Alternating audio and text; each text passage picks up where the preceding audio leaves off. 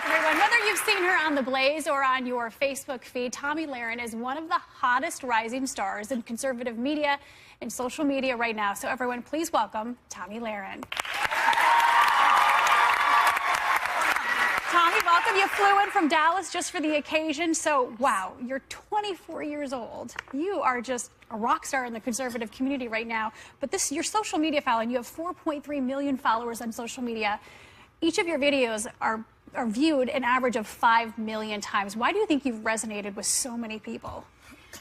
I think, in large part, I represent middle America. So you've got the two coasts, and those individuals seem to kind of just talk to each other. Yeah. And then you've got all of middle America right there that's dying to have a voice. They don't really feel like they have one. They're not represented, you know, beyond their communities. So I think they watch me and they say, well, you know, she speaks like I do. She thinks like I do. She seems to maybe get it like I do, and I think that's why it's resonated. And also, I do something very different. There's not a whole lot of young conservative women out there, and so I provide that for a lot of young women. They don't have that. Yeah, you told me in the commercial break that you always knew that this is what you wanted to do, but you're just 24. Do you feel like people discredit you because you're so young?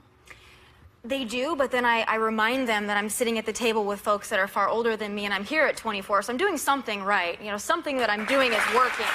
No, Tomi, far older, please, let's not date us. Not you, ladies. Okay. Talk about Bill Maher. Okay, good. Sarah, you're only 25, so I mean, come on. Yeah. Like I just started to feel old. Let's dial that back. Personally, yeah. But let's talk about your voice, and let's talk about some hot topics, because that's what we do here. President Trump's travel ban 2.0, because this is the second one, was blocked earlier this week. 6 federal judges now have said that it's unconstitutional. But you support his plan. Are all those judges wrong? I believe so. I don't believe it's unconstitutional. They're going with the Establishment Clause, but I think folks fail to also remember that the Establishment Clause in the Constitution doesn't cover non-citizens, A, and B, he is under his, and I think you could maybe attest to this as well, it is under his jurisdiction to be able to do this. He is able... But didn't he shoot himself in the foot when he said a Muslim ban? Come on. But this isn't a Muslim ban. This isn't a Muslim ban. Well, no, unless all the Muslims in the world have been able to pack themselves into 6 countries, this is not a Muslim ban. For a Muslim ban, India would be included. It's a high Muslim population. So, to me, this isn't a Muslim ban. Does it bother you that he leaves out, like, Saudi Arabia, where he has a business? No, I agree. Egypt, I definitely think Saudi Arabia should be included. I do. I agree with you there, Joy. That's maybe one of the points we can have agreement on. I think Saudi Arabia. Can we celebrate right there? A little kumbaya. To her point, though, I think part of the issue for me was that his rhetoric during the campaign, when you say stuff during a campaign like, you know, you want to ban all Muslims, or you use this broad terminology, then when you go to introduce policy, I happen to support this 2.0 as well, but when you institute policy that maybe doesn't do that, people look and say, well, what was the intent of this policy looking back? If you said X, Y, and Z over here, why are we not to believe that now this policy is intended to, in fact, ban Muslims, which you said? Is that not his biggest issue? I think that it is. I mean, for Trump, rhetoric is usually the problem, and it's usually the basis of the problem. But I like to look to policy more than just talk. And when we're talking about campaign promises, wasn't it President Obama that said, if you like your health insurance, you can keep it? I mean, some things... Well, one thing he said, and they keep bringing it up over and over again. But what about Trump says something crazy every day? What about the fact that Giuliani, because I think it was a slip in the administration when Giuliani spoke out about that, but when he said... He came to me and said it was a Muslim ban. How do you remedy that? Here's the deal. We have to be honest. I'm someone that's made a career on being very honest. To say that we don't have a problem with jihadists torn in countries that are, you know, Islamic faith dominates those countries. To say that that's not a problem would be to completely miss the real threat at hand. We have to name the enemy. That doesn't mean all Muslims are the enemy. When we look at these 6 countries, we can see they have a serious problem with terrorism. They have a serious problem with extremism, and it's Islamic extremism. We need to be honest. If we can't be honest, we're going to continue to chase our tails, and Americans aren't going to be safe, and Muslims are not going to be safe. Let's talk a little bit. If we can move on, we have some investigations that are potentially going on right now, and I'm someone who supported investigations into Hillary's emails, into Benghazi, into the IRS targeting conservative groups. I'm sure you were on board with those as well. But now you have an investigation of the Trump campaign and his potential ties to Russia. I also think that that's a valid investigation, given that we know that his campaign had contact with Russian officials last year. That was at the same time that Russia, we know now, was in fact trying to interrupt our democratic process. Do you support this investigation as well? well into Trump's potential ties to Russia?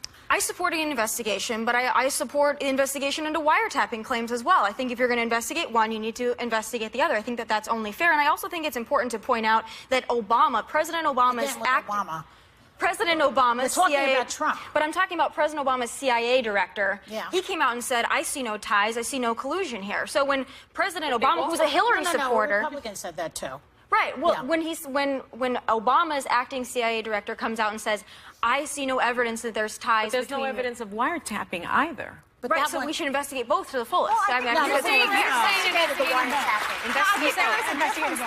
For me, the difference is that for wiretapping, there really is no evidence for what he's saying right now, in my opinion. But when it comes to the other issue of the ties to Russia, there was a lot of communication. You had several people in his campaign.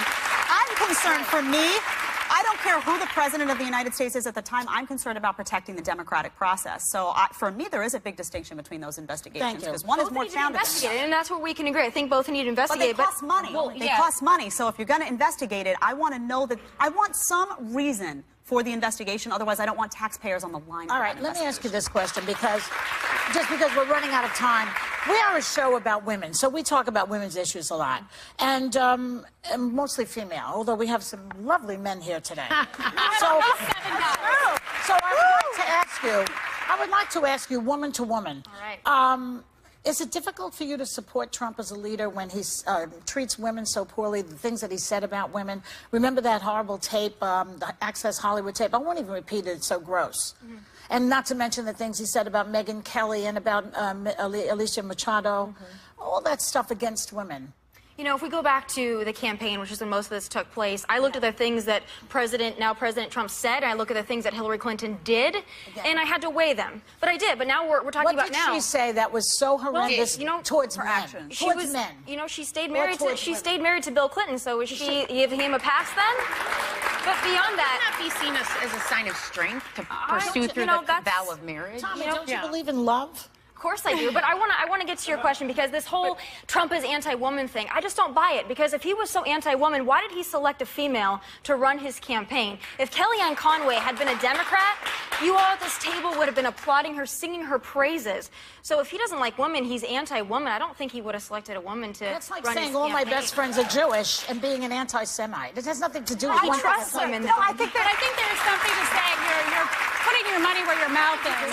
Putting your money where your mouth is. So his rhetoric doesn't bother you, but let me ask you this.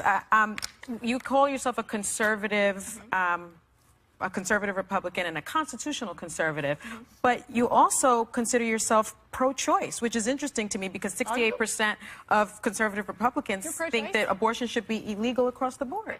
No, I'm pro-choice, and here's why. I am a constitutional, someone that loves the Constitution. I am someone that's for limited government, and so I can't sit here and be a hypocrite and say I'm for limited government, but I think that the government should decide what women do with their bodies. I can sit here and say that as a Republican, and I can say, you know what, I'm for limited government, so stay out of my guns. And you can stay out of my body as well. So I think it's... You need to go out and speak to women about that. I do every day. Women. I do every day. Okay. And, I get a lot of attacks from conservative women as well. Yeah. I think it's unusual. Equal hate from all sides for me. You don't have any problems with Tommy, I told you that we wouldn't bite. Everybody, give it up for Tommy Lahren. We don't bite. We're going to be right back. Well, let's compare them. In the first, you have Vanity Fair making a joke about Hillary Clinton. In the second story, you have actual fake news that people are going to believe. So the two you cannot compare. But going back to that first thing, I am just so happy that the mainstream media, the leftist mainstream media, might I add, Vanity Fair, actually decided to make fun of Hillary Clinton. I give them some credit for that because they're not really quick to do that, and they're going to take some heat for it. But I applaud them. Finally, they're coming to their senses, and they got a sense of humor. All right, so I got to have a sense of humor about this, guys, and I'm about to bring back something that'll make my Uncle Chuck very happy. Knitting, right? It's supposedly sexist because according to Vanity Fair and the woman who suggests knitting in the video, it's sexist to suggest that to Hillary Clinton. Men do knit, and here's Rosie Greer to prove that. You like working with your hands? Well, they're not going to work for you without training and help. Well, you can get that training and help right now at the Job Corps. Now, I'm not talking about needlepoint. I'm talking about training in over 100 different well-paying skills and trades. And don't worry about people laughing at you. Get your training at the Job Corps. Rosie, you're so smart. I know. All right, so whether it's knitting or it's needlepoint or what, look, I don't know the difference, but guys do it too. The whole point is I'm mocking them a little bit here because the idea that it's sexist and you're triggered, Dan, just because you use the word is where the left goes. They put us in boxes. Yeah.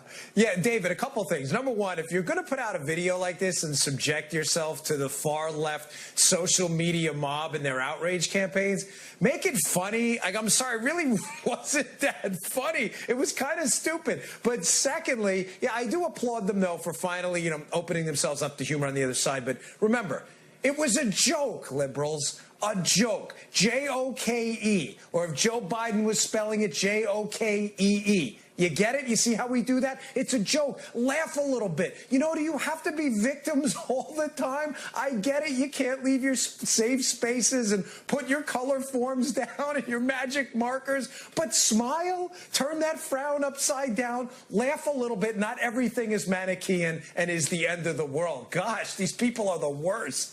All right, so Tomi, and you've taken a lot of heat in the media yourself as a conservative woman.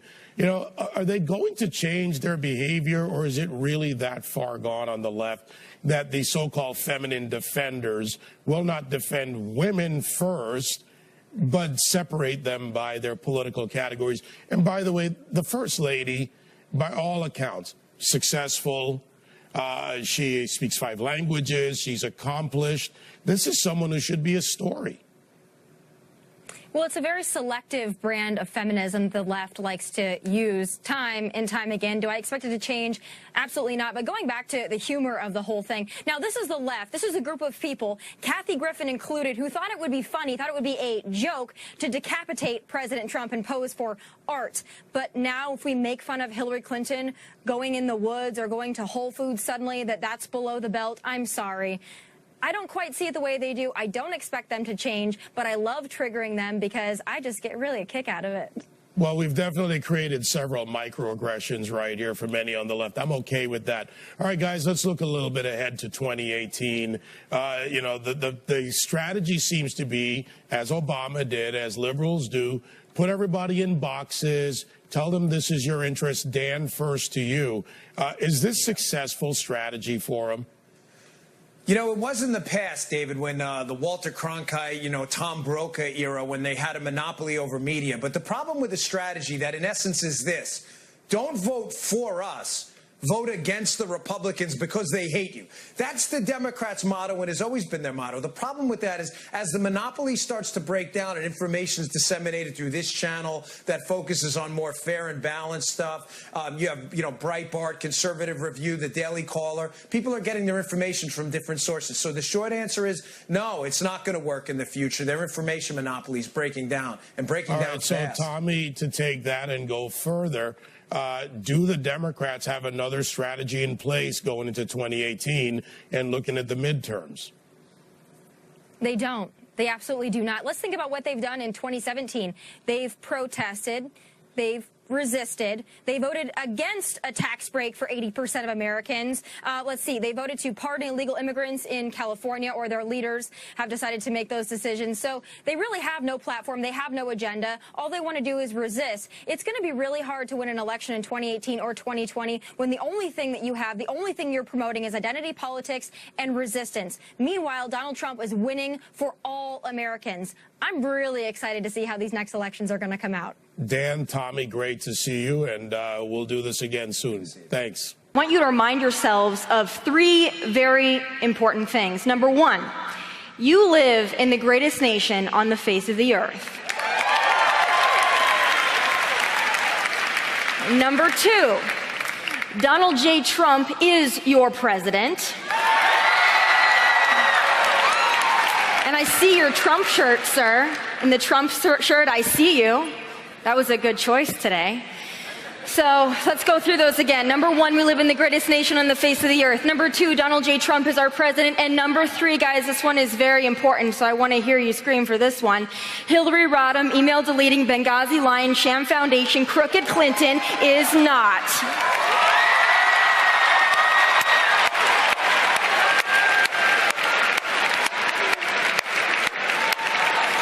that is one woman that is not my president, and she's not yours either, no matter how much they like to tell you otherwise.